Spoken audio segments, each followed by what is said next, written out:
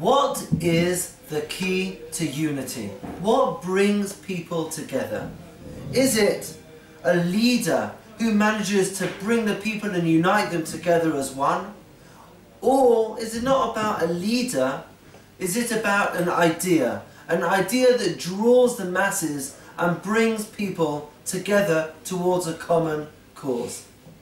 Both of these ideas, the leader and the idea that bring people together, both of these ideas are reflected in this week's parasha, Parshat Pinchas.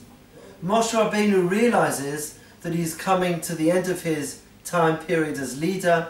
He realizes that soon it'll be time to move on. He won't be bringing the Jewish people into the land of Israel. And he understands that we need a new leader. And Moshe Rabbeinu turns to Hashem in a very interesting phrase. The pasuk doesn't say, Vayedaber Hashem el Moshe lemor, that God spoke to Moshe. Rather, Vayedaber Moshe el Hashem. Moshe speaks to God, and Moshe says, choose a leader to take over after I'm gone. If you want the Jewish people to be united, if there is to be a continuity, find someone to take over. Vayidaber Moshe el Hashem, choose a leader, but Yifkod Hashem Elokeh Ruchot Lechol Basar, Ish al Ha'ida, choose someone to take over.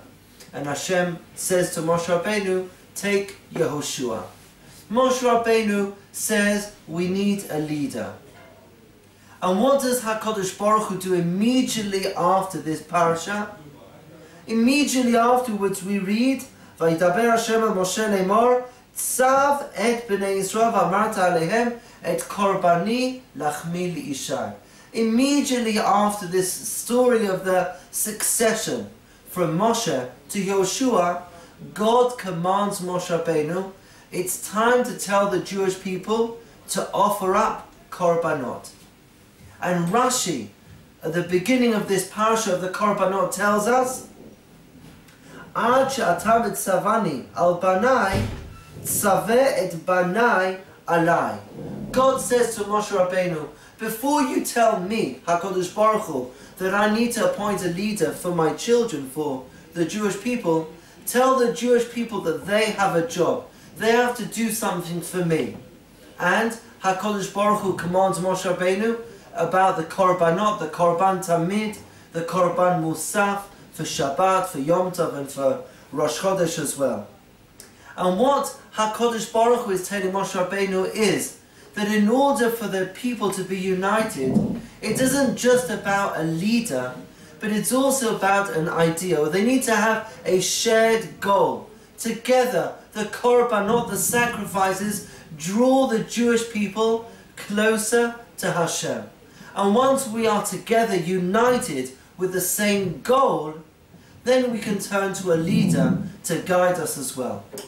Moshe Rabbeinu tells us that we need a leader, and Moshe and HaKadosh Baruch Hu tells us through the korbanot that it's not just about a leader, it's also about ideas. We are now beginning the Tkufat Bein HaMitzarim, the 3 weeks between Shiva Asar B'Tammuz and Tisha B'Av. If there's one period in the year that we think about Jewish unity, it's right now.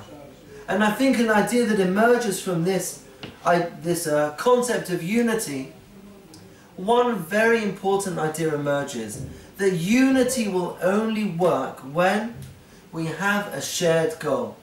You may think that the best way to achieve the goal is to go this way, and others might say, no, the best way to get to the goal is to go that way. We can argue as a people about the means, about how to reach our goals. But in order to be united, in order to be one, in order to survive as the Am Yisrael, we need to have shared goals.